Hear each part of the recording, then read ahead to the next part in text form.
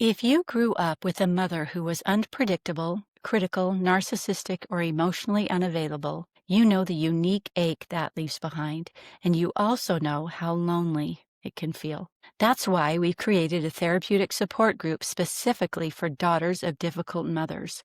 In this group, you'll meet other women who get it. No explanation needed. Together, we untangle old stories, rebuild boundaries, and learn how to show up for ourselves with the compassion that you never received. Come ready to feel seen, supported, and understood in a community of women walking the same path. Learn more at theedifygroup.com.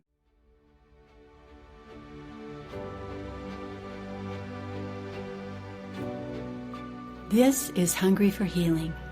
Real people, real pain, real peace. I'm Becky, by the way, Wengreen, a marriage and family therapist, sharing stories that nourish, edify, and heal, reminding us that even in heavy darkness, we can expect light to come. So today we are here with Tia.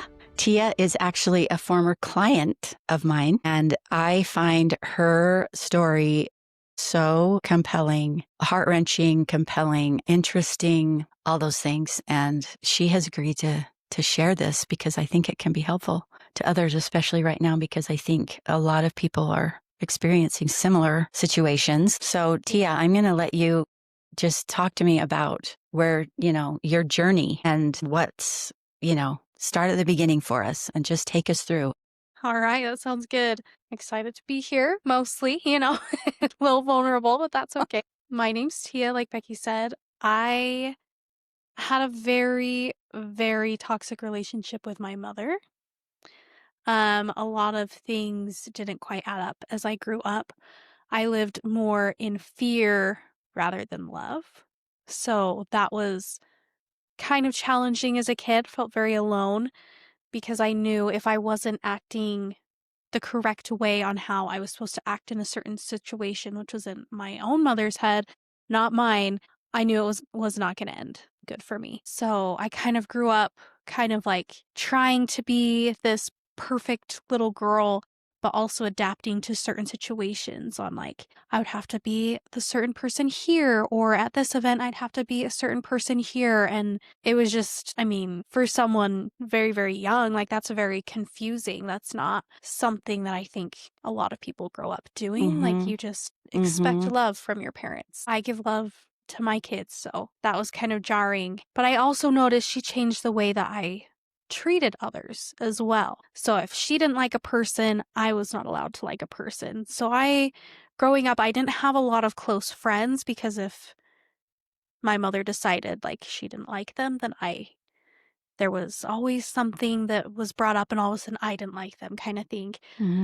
Um, but I'm the oldest of 3 girls, and I was the one who kind of took the brunt of it. My sisters are 10 and 15 years younger than me, so I was quite a bit older anyway. And I felt like I needed to shield them. So I was more than welcome to have that emotional trauma put on me rather than them. So you kind of became a protector. Yeah. Or a buffer. What did it look like?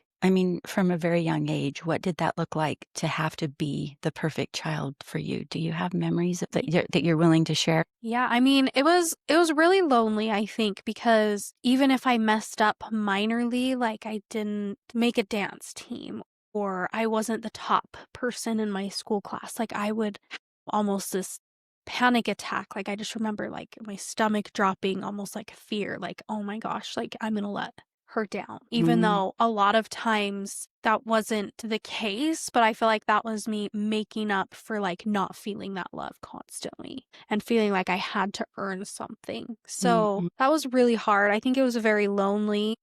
Like I said before, I was an only child till I was about 9.5, 10. So I feel like I did learn to just kind of be with myself, but it was hard. It was hard. And I feel like with other people, very superficial, even with friends, like, let's not play at my house kind of thing. Like, I would rather go to your house. Um, but it was hard. It was definitely really hard. And I even saw that I was struggling with that into my adult years. Like, that perfectionism of, "Oh my goodness, like, I let so and so down, even though I can't be that person for every single person in the whole world," but that was, like, my goal is to be that Mhm. person they relied on, Mhm. and that was hard. I mean, I, even from a young age, knew, okay, homework had to be done, I have to do this, like, I was not told, "Okay, you have to clean your room, you have to go do your homework." It was just something I expected of myself, but I also feel like in doing that, it was like, "Okay, now I got all my stuff done, I can take care of my mom," kind of thing. So I kind of stepped into that role of And how did you have to do that? How did you have to take care of mom? I was basically all her emotions that she felt, I would have to feel and understand. She had several marriages. Her first one, he was physically abusive. And I would see her get into these modes where she would rile him up and get him to the point where he would start hitting. And it was like, okay, I need to step in and be like, no, like, don't touch my mom kind of thing. And so I would kind of try to put myself in the forefront of that. Um, And you're how old? by this time, I was between the ages of 4 and 9. You're 4 and 9, and you're putting yourself in the middle of domestic, Yeah. right, conflict to protect your mom. That was I mean, it was definitely hard to talk about before. I feel like I am more open because I was embarrassed. Not that it happened, but more like, "Oh my gosh, what do I look like to the outside world? Like, I'm not perfect to them either." And that kind of followed me. But I coming to therapy, like, that's really helped me to, like, go through and, like, realize, like, I was out of control. That was not put on me kind of thing. So that was a lot to deal with, but I feel like a lot of her emotions, a lot of her decisions, it would be like, "Well, what do you think? Should dad and I get divorced?" And it's like, "Well, is that my decision, really?" kind of a thing. So, Putting adult decisions on a child. yes. And so that was I mean, it was extremely hard, and, not only was he physically abusive, though, he was sexually abusive. Mm. He watched a lot of porn in the house, he didn't care if I was there, if I was not, and I knew it wasn't right to be, like, around that stuff, like, you learn from a young age what's right or wrong, and it just I feel like I wasn't protected because it did become a joke to my mom, like, "Oh, wasn't that funny when you got on the computer and all that porn popped up?" And it was like, "Yeah, so funny," kind of a thing, Mm. Mhm. and she would just kinda play it off, and then I just had to pretend like, "Oh, it doesn't bother me," like, "Yep, that's you're right, it's funny," like, type of situations like that, and so I was just like, "Alright, I don't know how to respond to that as a kid," but I didn't wanna upset my mom either, so I just kind of went along with it. Well, what would happen if you did upset your mom? Um, I always say I was scared, but it was more like she would withdraw that love, like, she was Mhm. angry. She would tell me and this went on into teenage years, like, she would always tell me that, like, I was either talking back to her if it wasn't exactly what she wanted to hear, or she would tell me I was a brat all the time. And then eventually it turned in, "You're just an angry person. I don't know what to do with you. I can see you turning into an abuser because you're an angry person." And it was just kind of like, "Well, I just don't agree with you in that moment." And Mm. sometimes Mhm. I wouldn't realize I wouldn't agree with her, and then all of a sudden I was in trouble, and I would ask her, like, "What did I do?" And it was, "Don't talk back to me, like, you're just being a brat," and it was like, I didn't know what to do, and it just kind of, like, froze up. Mm. So, I became very, very insecure and shy as a kid, um, from a young age. Because I remember I think I was in 4th grade, um a school counselor actually was like, "We notice you're very smart, but you don't talk. Like, you're not answering questions," things like that, and I had to meet with her for, like, a few months to be like and it was with me and another girl in my class, and we just did, like, building exercises of, like, opening yourself up and, like, speaking and things like that, and it was just because I was so shy because I didn't want to say the wrong thing, Mm. and I didn't want Mhm. people to know. what was going on at home. Mhm. 'Cause I mean, I was embarrassed, and again, I just put that perfection on myself, and I was like, "If they know, then nobody's gonna like me." Mm. So, Mhm. I mean, it was lonely, but I feel like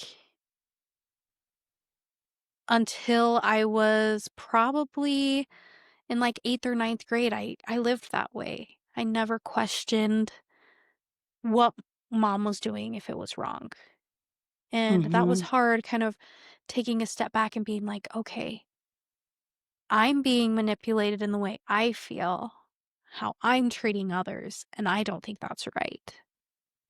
But at the same time, it was like, I'm getting this revelation of, "Oh my goodness, this isn't right, but I'm also a minor and I can't do anything about it." Mm.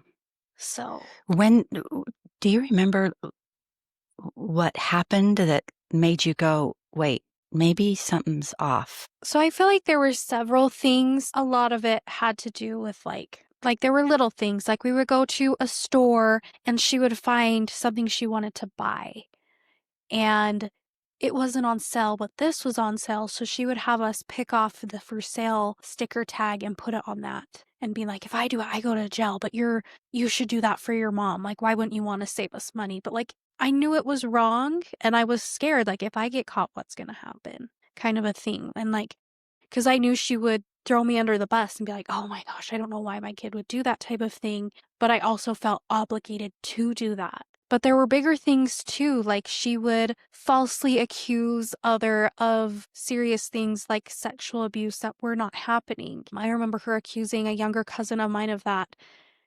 and that was one of these times where I was like, "How d where are you getting this information?" kind of thing. And she did Mhm. not like that. And it was like, "Well, look at your sister, look at his little sister." And I was like, "I'm not seeing what you're seeing." And that was absolutely not okay. Mhm. But I was just like, But you felt powerless to yeah. do. And I was like, "Well, if you really follow through with this, you're gonna ruin his life. You could ruin his future on getting jobs, things like that." And so it was just kind of like I didn't you just stood there and you, like, felt stuck because you were like, "I can only speak out so much Mhm. until it's gonna come back around and it's gonna be focused on me." Yeah.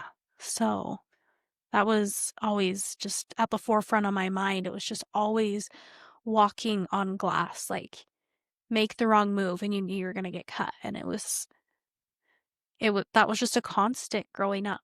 Mm.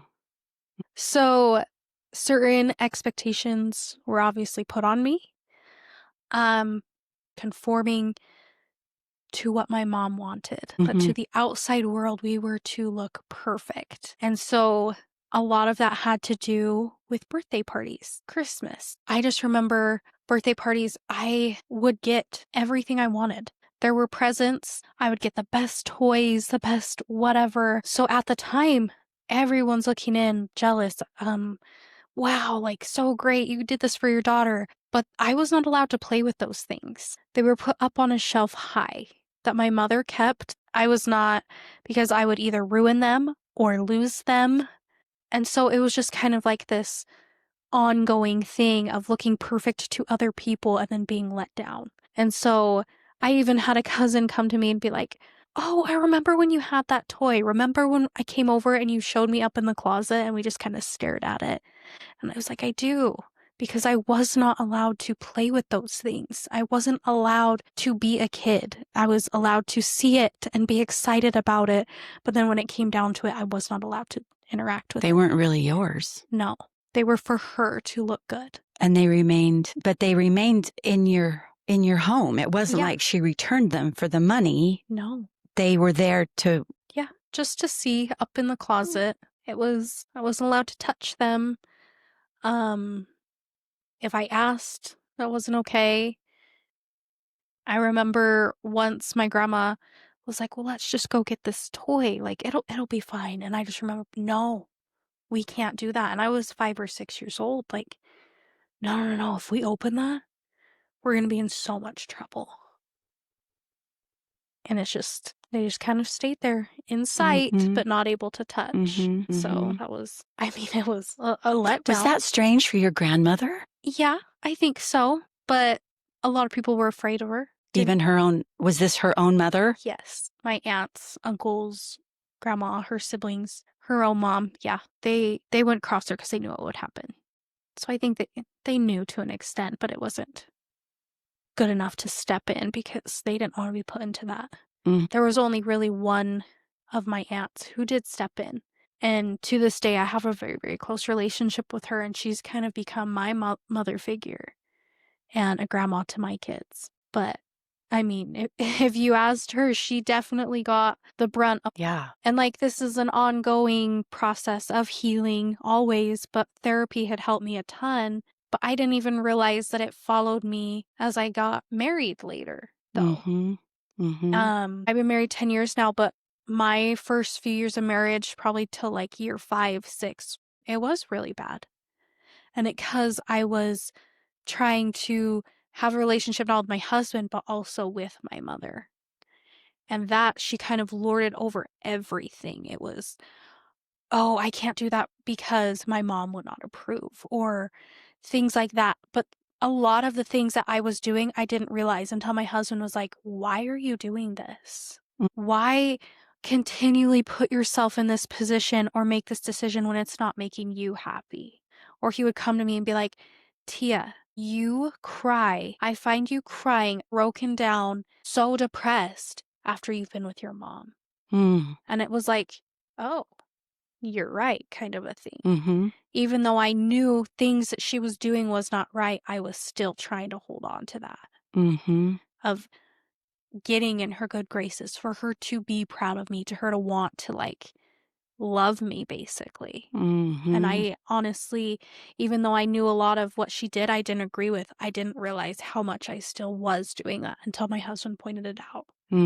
So that was kind of like a really big wake up call for me. But still, I feel like I didn't do anything about it to start my healing process until I had my first daughter. And then I was on the outside, seeing how my mother was treating my daughter. And yes, she was just a few months old and won't remember, but it was like, no, I don't want this in my future. I don't want this in my daughter's future. And that's what kind of took me to be like, okay, something needs to change. But by the time you had your daughter, you kind of knew there was something off with your mom. Yeah. But then it amplified that. Yes, 1000%. To see her treat my daughter as she would treat me. And I was like, my daughter was born very early, so she was a preemie. But we were able to get her weight up, and just seeing comments from my mom like, aren't you worried she's going to be fat like you and your husband? And I was like, no, I'm actually really glad that she's gained weight. Like, she was so tiny when she was born. Things like that. And like, even just like walking around the house with her and like we went to my aunt's house, who I love so much. And she went to change my daughter. My mother went to change my daughter in her bedroom and was like, oh, we don't like this person. We should put poop all over their bed. Like, things like that. And I'm like, I am someone who I wanted kindness to be the forefront for how I love my kids and how I taught my kids and things like that. So just little aspects like that I'm like, I know this is simple now, but it can turn into so much more. To the point where I was like, I don't like this, and I don't want my daughter to go through it. And really, what kind of made me, I ended up having to cut ties and start this healing process. It was something simple. Since my daughter was a preemie, her lungs weren't fully like super strong, and it was in the height of COVID. So I was really, really nervous about her getting sick. And a cousin of mine was going to have a bridal shower. And I was going in on a present with my mom, and one of my sisters ended up calling me, and I was like, are you sick? And she was like, I have to go talk to mom, kind of thing. And I was like, I can tell you're sick just by the way you're talking. And she's like, I'm fine. I'm on antibiotics, so I'm fine. And I was just kind of like, yeah, you are on an antibiotic, but it still worried me. So I just sent out a text and was like, hey, I did get the present. I will deliver it to my cousin, I don't think I'm gonna come to this bridal shower because I don't want my daughter to get sick. And that blew up. It blew up. I call them hate texts, which I got so much of. I've got so many texts from her saying how selfish I was and how I was going to make her look bad if she showed up to this without a gift. And for me to return her money right this second because now she needs to go get her own gift, and just basically ripping me apart for making that decision for my daughter and telling me like, you're letting all these people down and you're making your sister feel like the worst person and she's on an antibiotic and you're being ridiculous. And at that point, I mean, I got so many of these, but it literally, every time I got one, it crushed. Mm. I would Mhm. go off in a room by myself and I would just cry. And it was hard to catch my breath. And it was just like, I didn't understand why my mom could say these things to me. Mhm. And I was like, what is wrong with me? Like, I was just baffled. Sure. And that's when my husband finally came to me and he's like, enough is enough. And he ended up stepping in, and all he said, he sent, I think, a text that just said, hey, he has been getting a lot of these mean texts. I'd appreciate if they would stop. It's not helping. And the retaliation of that. And that's when I was finally like, I don't want not only my daughter having these things put on her by my mother, but I don't want her to see me break down like this. Because it was almost daily. I was in such a deep, deep depression, like, and I was just, I just kept thinking, why can't I get her to love me? What did I do wrong? It Mm. was never, oh, my mom reacted away, and Mhm. this is how I'm responding. So Is that because you were told, do you think, that that's why you didn't deserve love? Or I think so. mhm, I that, mean, or was it just the conditioning of it? I think That a little of when both. when you didn't behave a certain way, you didn't was withdrawn, but then there were also messages given to you as well. So you're trying to protect your preemie newborn daughter from illness. Yeah, And there's no concession or understanding for that. It's just how she's going to look at the baby shower because you don't show up. exactly. And that was the turning point. But there had been lots of other patterns like that. So much more. Not only was love withdrawn if I didn't meet her standards, there was a lot. Like, I was constantly being told based on my looks. If my weight wasn't a certain weight, I was not pretty enough. If I didn't look a certain way, have my makeup a certain way, I was not Hmm. okay. I had to be blonde because blonde girls are pretty. She started highlighting and lightening my hair in like 7th grade. Things like that. But she would also tell me, like, because, and it especially started junior high school, because I was starting to be like, no, like that does cross my line. Like, I'm not going to do that. And then it would come into, you're so angry. Like, I don't know who's going to want to be around you. I don't know. Hmm. Like, you are going to turn into this abusive person. When I look at you, I see you as an abuser, and like things like that, to the point where I was starting to believe it. And I was like, I don't want to be around anybody if I'm going to act like that. Cause I lived through that and I didn't want to treat someone else like that. Um, but it got so bad when my husband even like told her, hey, I'm going to propose. It wasn't, oh, great, like, I'm excited. It was, are you sure you want to do this? Because Tia's a really angry person and she's mean. So I don't know how that's going to look for you. And I know that was kind of like the first thing that my husband was kind of like, okay, that was weird. Like, that wasn't a normal response kind of thing. From a mom. So I was Hmm. like, I just, Hmm. honestly, I always expected to be alone. So, or to be there for her. That you existed to take care of her emotionally. Yeah. Or that was just to survive. That's what you had to do, maybe. I Just, I mean, to survive, yeah, but like, I really thought that's what my life was gonna be. mm. It was just to be there for her and to make decisions what was best for her. So It's you hard. were, there's a word in therapy we call parentified, which is where the child is a child, but they are expected and required to be more the parent. And how else did that show up when you were like 9, 10, 11, where you were, or when your little sister started coming in Yeah. to the picture? What did that look like? So before my sisters She got a divorce from her first husband, and she got another boyfriend. They ended up being married for a while. She brought this other man in really fast. So it was like her divorce was not final. She was pregnant, and all of a sudden this guy was in our lives. And it was kind of like a shock to me. So she brought this other guy in, and her divorce isn't final. She's pregnant, and I was just kind of like taken aback, like, oh, who is this guy kind of thing.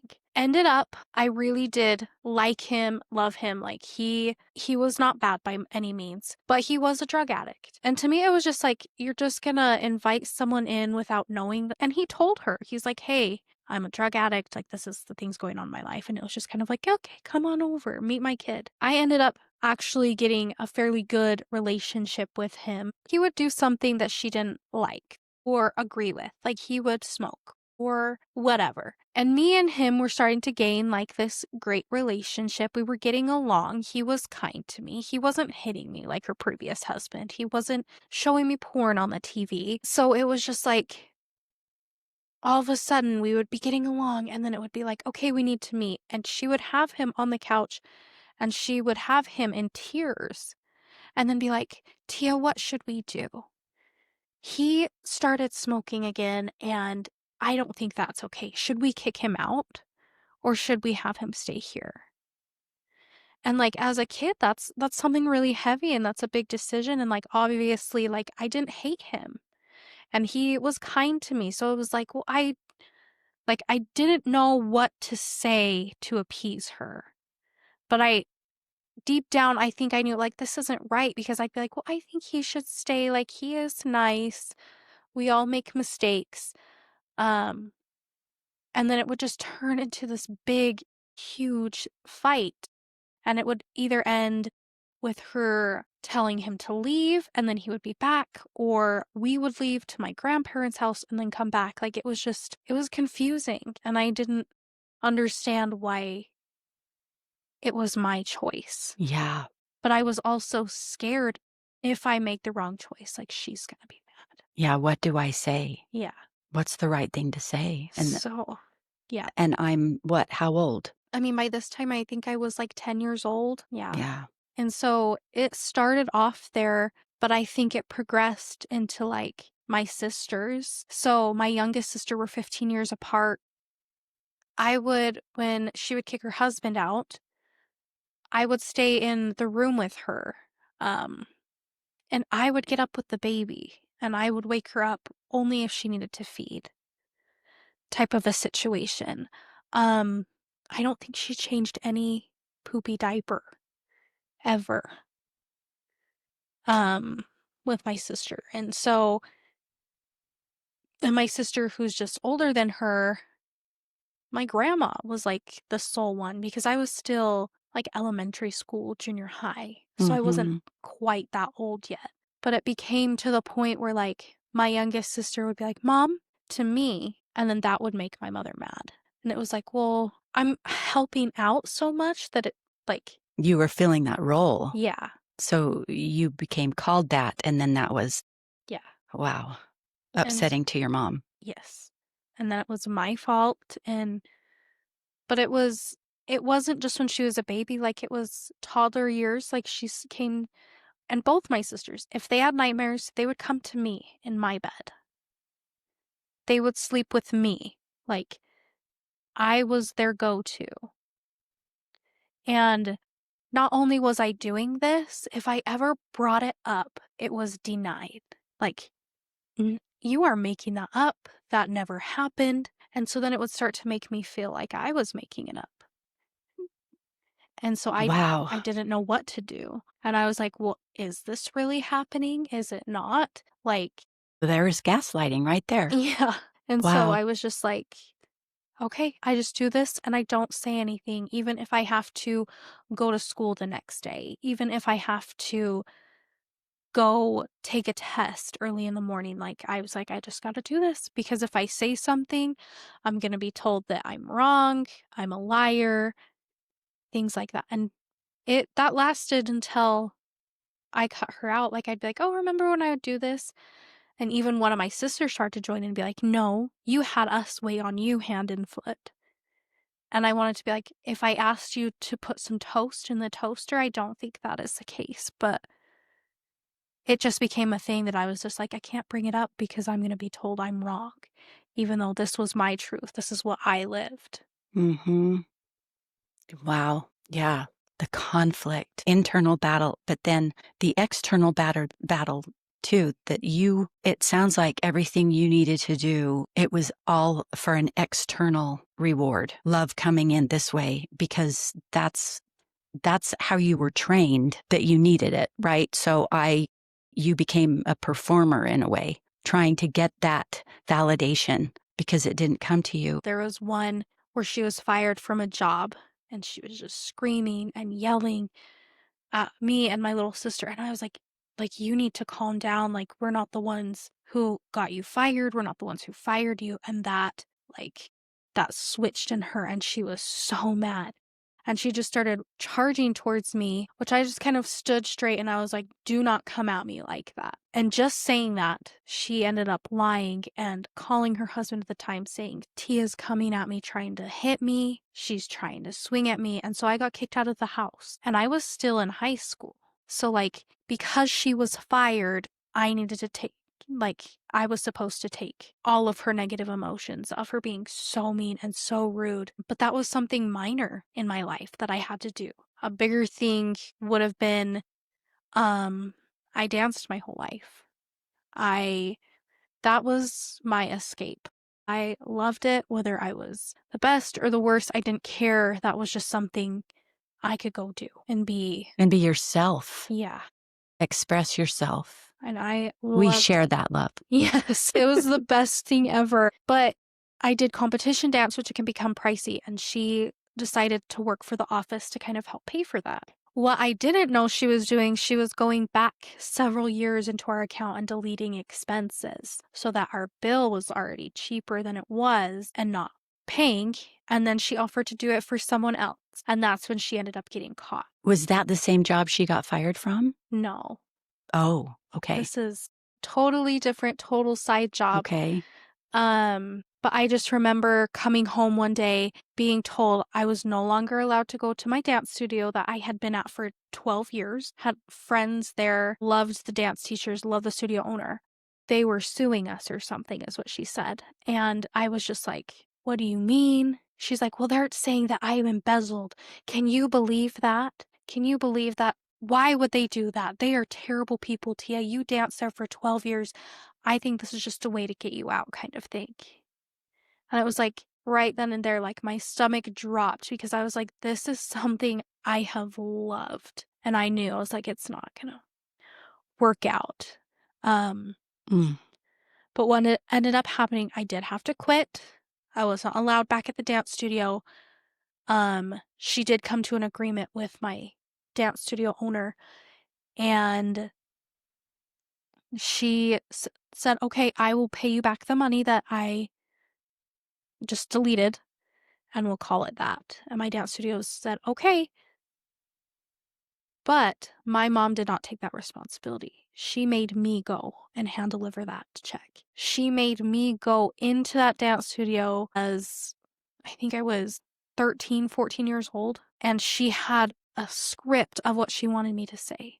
To be like, "I can't believe you would do this to my mom. I can't believe you would do this to me because I've been here for 12 years and you just want us out of here." And her husband at the time was with me, and I just felt like I have to say this, otherwise he's going to report back to her, even though I did not want to. I was mortified. I was devastated. But I did end up doing that. And I just remember my dance studio, the owner, she was very kind. And she was just like, "I know, but why would your mom do this to me?" And I stood there like, and I didn't have any words for her because I Be- didn't know. because you had a script that you had to stick to. Yes. And did you say your stepdad was with you? Yeah. He was with me, and I was like, if I don't say these things, he's going to report back and I'm going to be in trouble. And so, If you went off script of what you rehearsed with your mom? yes. I mean, I kept that with me until I started therapy. I remember talking through that and Like, it was just a heavy weight on my chest because it was like, I didn't want to do that. I respected this lady so much. Her daughter and I were, like, such good friends. We loved each other, and, like, having to do that, like, it made my body physically feel sick. And I was just like, my and it was just kind of a realization, my mom put me there. She put me in that situation. I don't think, like I said, it stuck with me till therapy, and I going through this healing process and being able to talk through this and how it made me feel and realizing like that was not supposed to be put on me. I was able to reach out to her and just say, "Hey, I know it's been so many years, but I just hope you know I knew this was wrong. I didn't want to do that and I'm sorry." Kind of thing. And she was so gracious and so kind and was like, I knew then. She just told me, I knew you didn't want to do that. And she's like, I could see sometimes our parents make us do things we don't want. And just hearing that, like, it helped me so much to be able to move on from that. Mhm. Because I did. I held on to it and I was like, that was like a stain on me I couldn't get rid of. Mhm. And I was like, I don't know how to move on from this. And forcing yourself to do something that every fiber in your being did not Yeah, it didn't wanna do it. It knew it wasn't right to do, exactly. but you felt there was no alternative Yeah. because you were a dependent. What got you to the point where you can sit here and talk to me? I mean, what processes did you adapt, and what did that look like for you? What do you remember it looking like So for you? much. It was hard. I'm gonna start Mhm. with that. Like, I hope people out there know, like, it was hard and it wasn't overnight.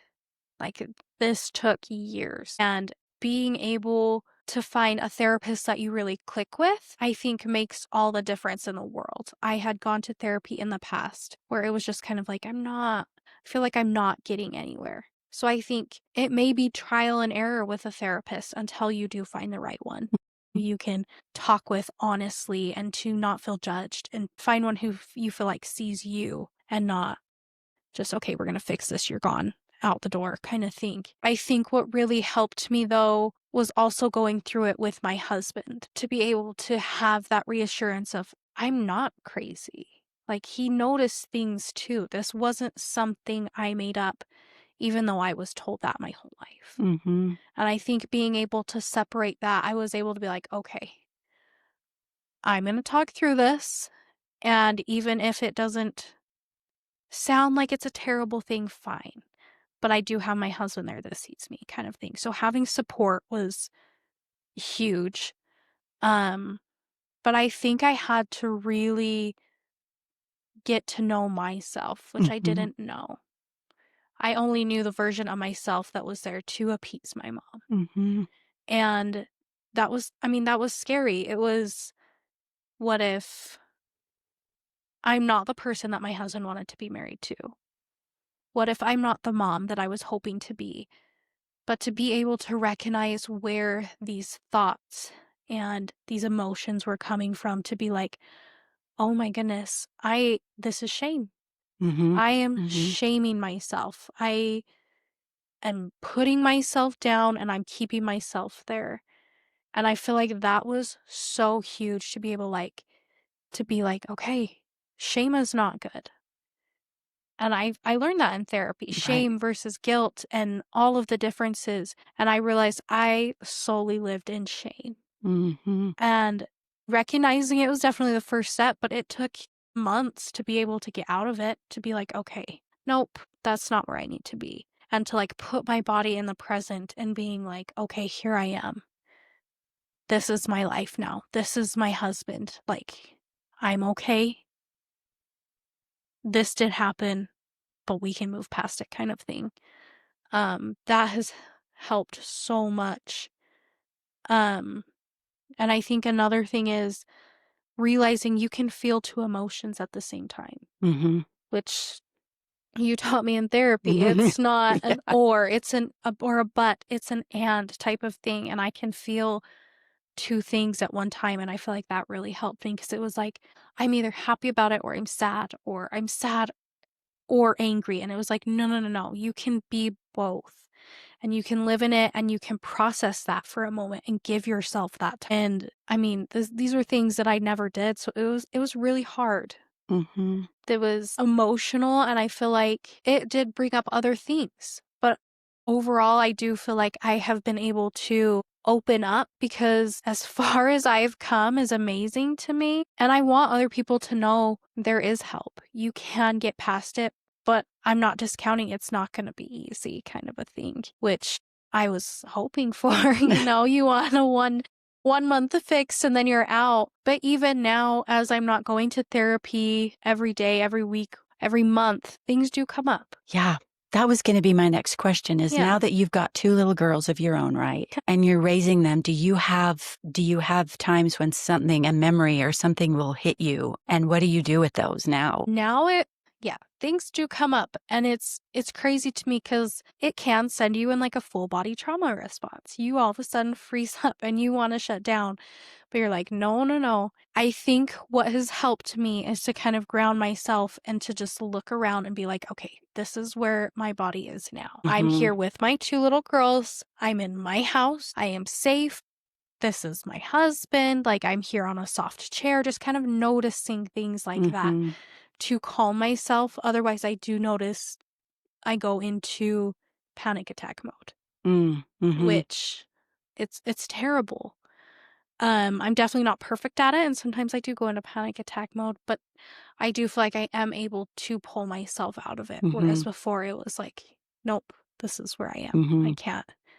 I was paralyzed by it. But I think just recognizing, even when I do make a mistake, to be like, wait a minute, is that me or is that how I was trained to think? Do I agree with this? And just kind of stop and be in the moment to process. Okay, yeah, that was me. Was it the greatest? No. Okay, let's fix it. Or nope, that wasn't something that I believed. That was something my mother believed, and that's coming out of me, and I don't want to put that on other people. So I just calm myself that way. And sometimes it is me having to walk away and spend some alone time, like just going through and processing, like, okay, I did not like how I spoke to my husband like that. I don't like where that conversation was going, how people were treated. So I just kind of take a step back and have to be like, okay, was that reaction granted? And if it's not, then I come back and I tell them, you know what, I am sorry. I don't believe those things. That was wrong of me. And then I'm able Mm-hmm. to tell him, this is kind of what went through my mind. And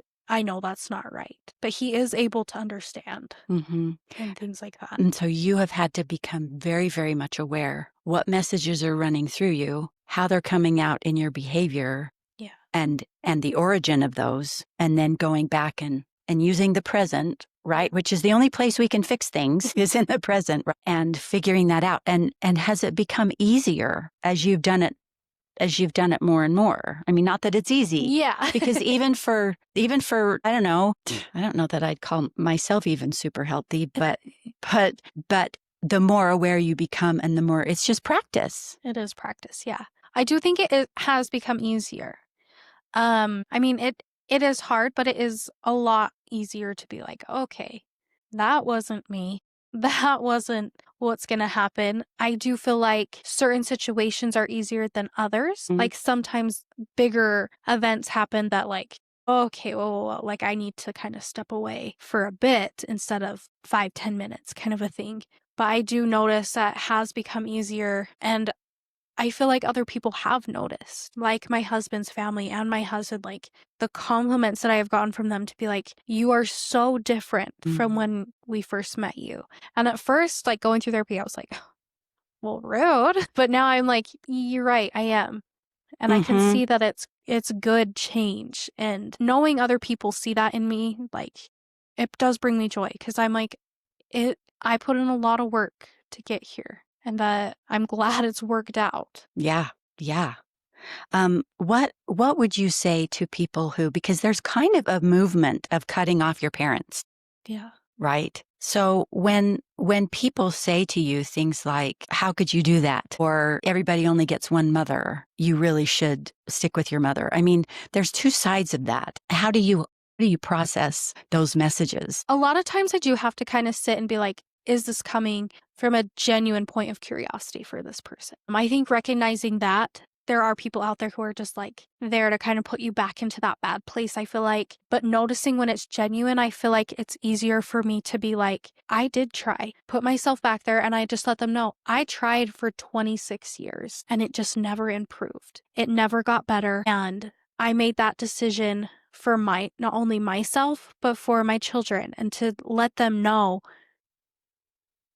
I didn't make this decision out of the blue. There were so many things that led up to it to finally be like, okay, I am done. And even that first initial cutoff, you waver back and forth. Like, did I do the right thing? You are told this is your mother, this is whatever, but just living what I lived, I just let them know I had to process so much.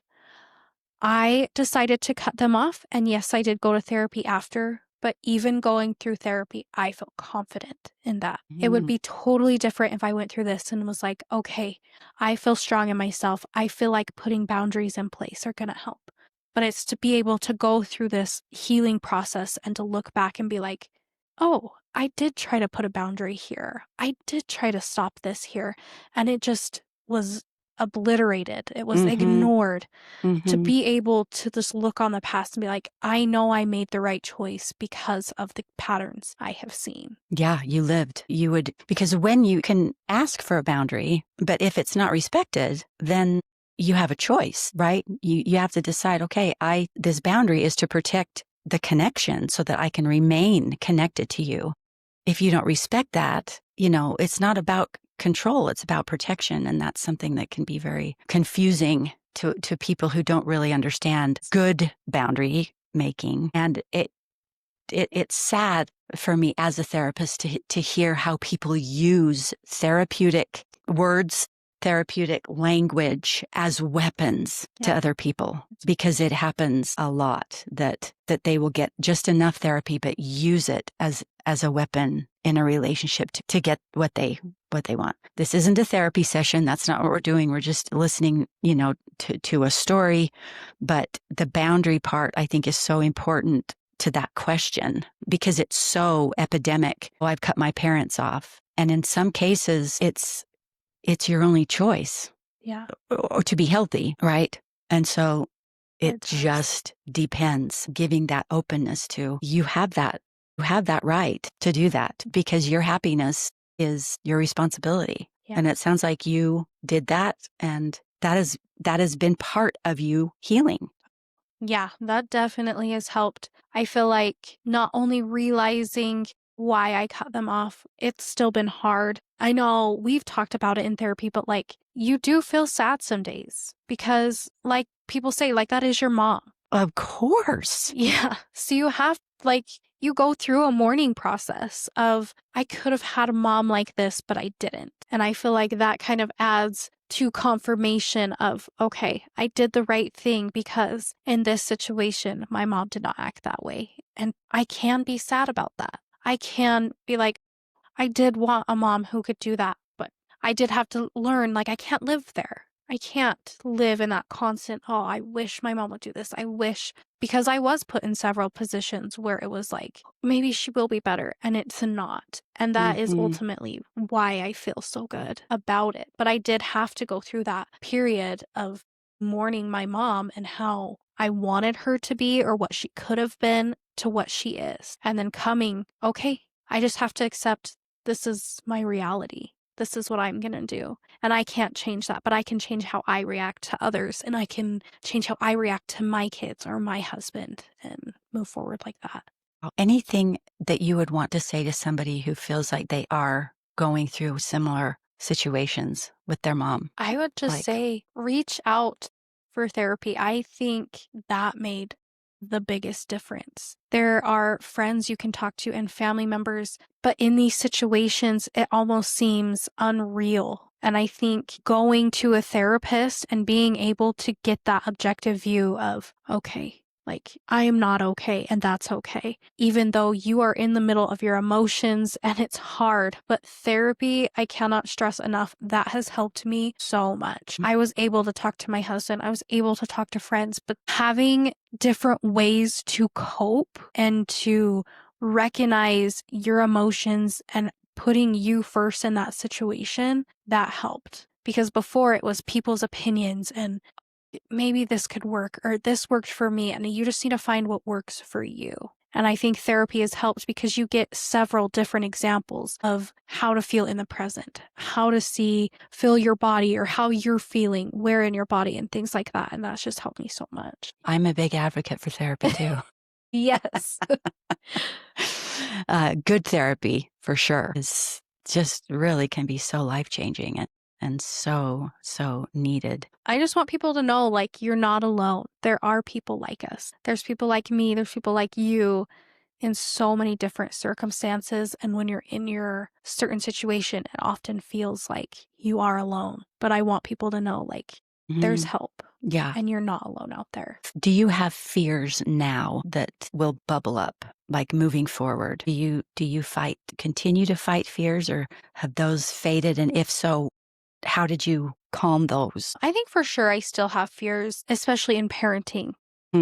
I don't want my kids to be put in these situations. I do feel like they have lessened significantly, where I would be so worried about it that maybe my emotions would kind of come out sideways and not how I wanted them to come out, because I was so concerned about how I didn't want to be my mother, or I didn't want to do this in this certain situation. But I feel like it has become easier for me to be like, even just to look back on my day and be like, I probably shouldn't have yelled at my kid here today. Like, I can change that. And that's okay that I messed up. That does not mean I'm on the extreme end. And that just realizing it is okay for me to make mistakes as long as I am acknowledging them. So, I mean, there's definitely fears I feel like all the time, but I feel like communication, I've learned a lot about. So I am able to kind of step back and ask for that perspective of, okay, I reacted this way. Maybe it wasn't the greatest. What do you think, to my husband? And he's like, yeah, or, oh, it was fine, kind of a thing. But I feel like it has changed my relationships with my kids, with my husband, with friends. Like, I don't think I've had more friends than I've ever had in my life than right now, because I do feel more comfortable being like, well, this is me. Like, here I am. If it's not conformed to what you want, this is how it's going to proceed. And if you don't want to be my friend, that's fine, but I will still respect you. So, wow, that's amazing. I love that. I love hearing that. That's so hopeful. Yeah. Right? That's healing right there. That's wonderful. Well, thank you so much for being willing to share these stories. They're so educational, I think, to hear, to understand. We're just trying our best every day, just going through life. And sometimes hearing somebody else's trials, hearing somebody else's mountain they have to climb can really be helpful in that way. So thank you for being willing of course, to do this today. So here are 10 takeaway thought pockets. First, number 1. Understand how childhood conditioning shapes your inner world. Patterns during developmental years have a huge impact on our future. During childhood, we don't just learn rules, we absorb relational templates. The beliefs, expectations, and emotional climates we grow up with shape how we can see ourselves and others. At some point in our lives as we mature, we may say to ourselves, this doesn't feel right anymore. That discomfort is information. It's your adult, maturing self realizing that some inherited expectations no longer align with your values, your identity, your spirit, or your nervous system. Tia began to see this on her own, but sometimes it may take a therapist, another individual, a friend, a colleague, a spouse to say, maybe those coping mechanisms are not exactly the most healthy for you. Number 2. Learn to separate your own voice from the echoes of your parent. Sometimes I call this removing a filter. We feel like we have had a filter on so that we filter everything through a dominant personality in our lives. Many adult children of immature parents carry an internalized echo or a parental voice long after they've created distance. The shame-based messaging of criticism, guilt, fear, can masquerade as our own thoughts. Deciphering between ourselves and an echo involves slowing down and asking, is this my belief or something I was taught to believe?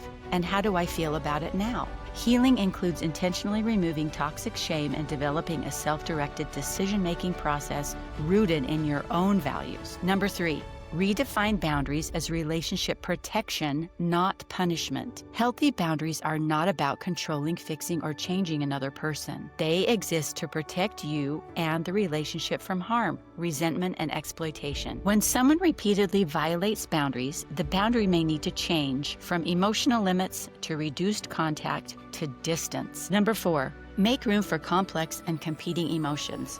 It's normal and deeply human to feel love, grief, longing, fear, anger, and hope all at once, especially when love was inconsistent. The nervous system can struggle to hold these emotions together. Healing doesn't require choosing one feeling over another. It asks you to honor the full emotional truth.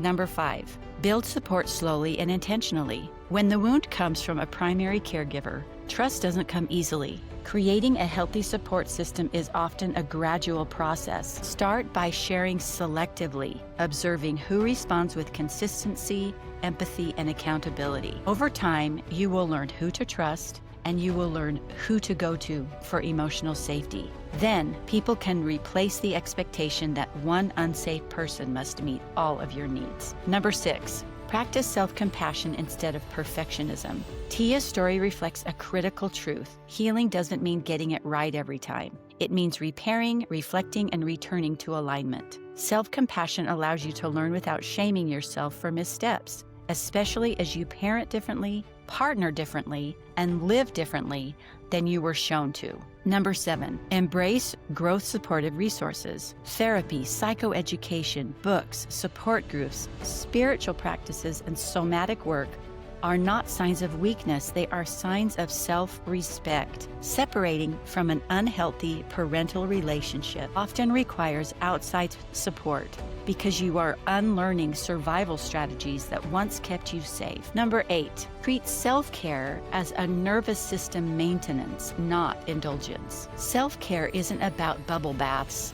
It's about making your mind and body a safe place for you to inhabit. Chronic self-sacrifice leads to depletion and resentment. When you consistently attend to your emotional and physical needs, you increase your capacity for healthy connection rather than running on empty. Number 9, develop internal validation to dismantle shame. Shame-based systems teach us to outsource our worth. Healing involves learning to generate value from the inside out through self-awareness, integrity, and self-trust. Internal validation allows you to be accountable without collapsing, confident without arrogance, and connected without self-abandonment. Learning to generate your own value from the inside out is a huge part of healing from shame. Number 10, accept that sometimes distance or no contact is the healthiest choice. This is a horrible position to be in. In some cases, despite years of effort, clarity, and boundary setting, a parent continues to violate emotional safety. Choosing distance is not a failure of love. It can be an act of self-protection for your marriage, your children, and your own mental health. Grief may inevitably follow, but so can peace. Thank you for joining us for this episode of Hungry for Healing. Remember, winning the race is not about finishing first, but is about rising each time you fall. So get up, get up, get up, and win the race. The views and opinions expressed on the Hungry for Healing podcast by guests, hosts, or anyone appearing on the show are solely their own and do not represent the views of the Edify Group, its owners, employees, affiliates, or any other individual or organization. All content provided on this podcast is for informational and educational purposes only. It is not a substitute for professional mental health treatment, therapy, medical advice, diagnosis, or care. If you are in need of support, please seek the services of a qualified mental health or medical professional. The podcast and its creators make no guarantees regarding the accuracy, completeness, or applicability of any information shared and assume no liability for any actions taken based on the content of this program.